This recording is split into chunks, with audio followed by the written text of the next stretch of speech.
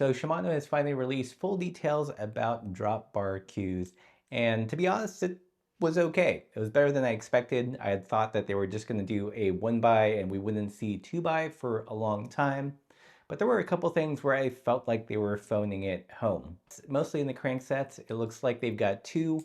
One is your pretty typical road compact 5034 and a 4632, which is fine, but I feel like they're not fully embracing the potential of CUES.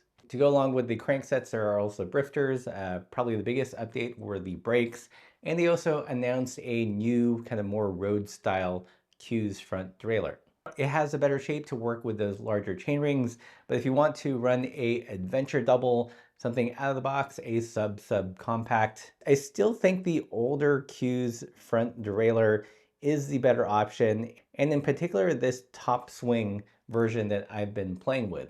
So as you can see from this bike, I've been running drop bar cues for quite some time now. This is the Primos Dame, or Dame in Spanish if you speak Spanish. Pretty good entry-level steel gravel bike, but I felt the gearing was a little high, so I'm using it as a kind of Frankenframe to do some more drivetrain experimentations. And as it turns out, it's become kind of a great example of a good use case for using something like this top swing or side swing cues. I've covered this in a previous video. I'll link to that somewhere, but the short version is when you choose a front derailleur, it's got defined cable pull. So sometimes the cable has to come from the top, sometimes from the bottom. In the event of this side swing, you actually feed the cable through the front. This is typically a mountain bike thing, something that you don't see on road bikes or gravel bikes, but it does lead to interesting possibilities. So why would you do this? The first thing is if you look at the derailleur cage itself, you'll notice it's a little bit stubbier. This works better in turn for smaller chain rings if you're running a sub compact. This is actually a 3826. It was supposed to be a 4026, but you know, things change. If you're going to be running smaller than those typical 5034 or 4632 chain rings with drop bars or flat bars, then using this older mountain bike style front derailleur is still the best option. Mostly because this tail is going to be shorter and it's going to give you a little bit more clearance from wide tires. It's going to allow you to set this slower so it better matches those smaller chain rings without running into the chainstay. But this actually has a more interesting feature that I didn't realize until I started playing around with this side swing design. So here's the front derailleur cage. I'll show you that it shifts. No problem. Works great.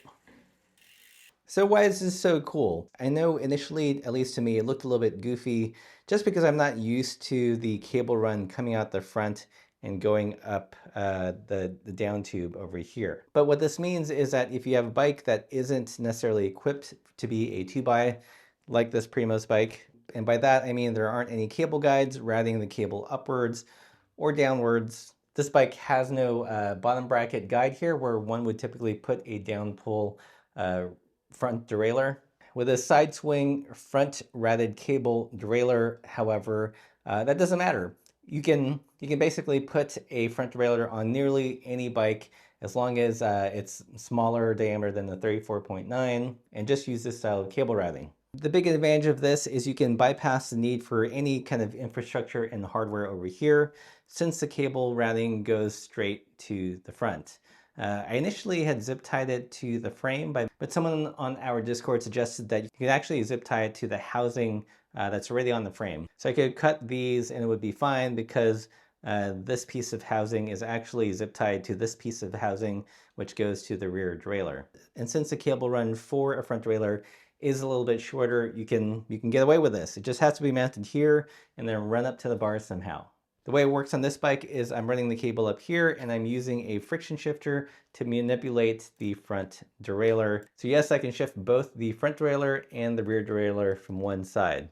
Does that make sense? So you can do something hacky like this and use a bar end for the front, or you could just reroute this under the tape over here and use the left drifter and manipulate the front derailleur like you would normally. So I know aesthetically it looks a little goofy to have this this little loop of housing right there.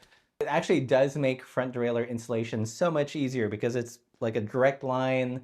There's no bend, there's no opportunity for the cable to corrode.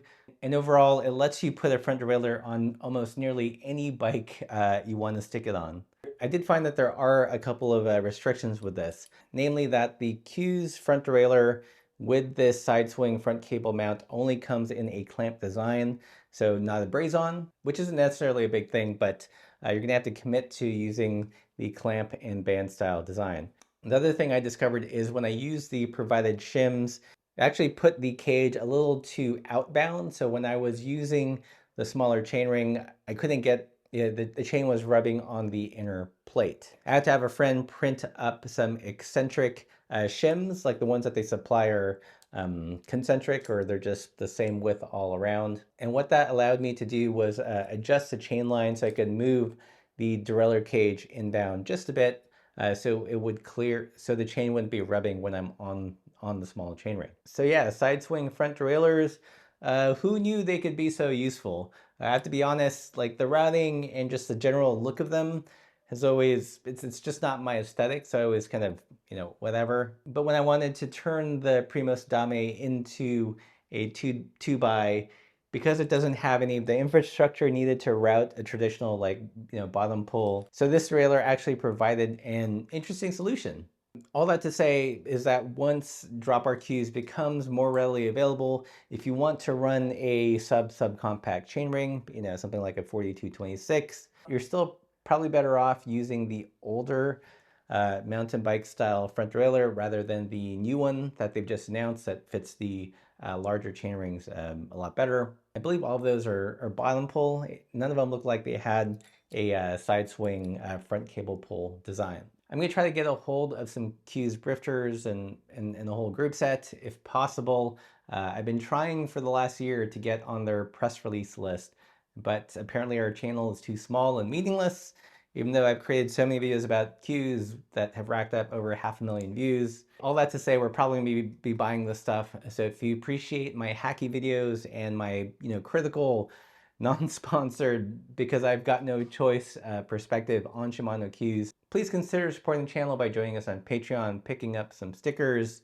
This is one of the challenges when you're a smaller channel like mine and you like to push the boundaries or do things that sometimes the manufacturers didn't intend.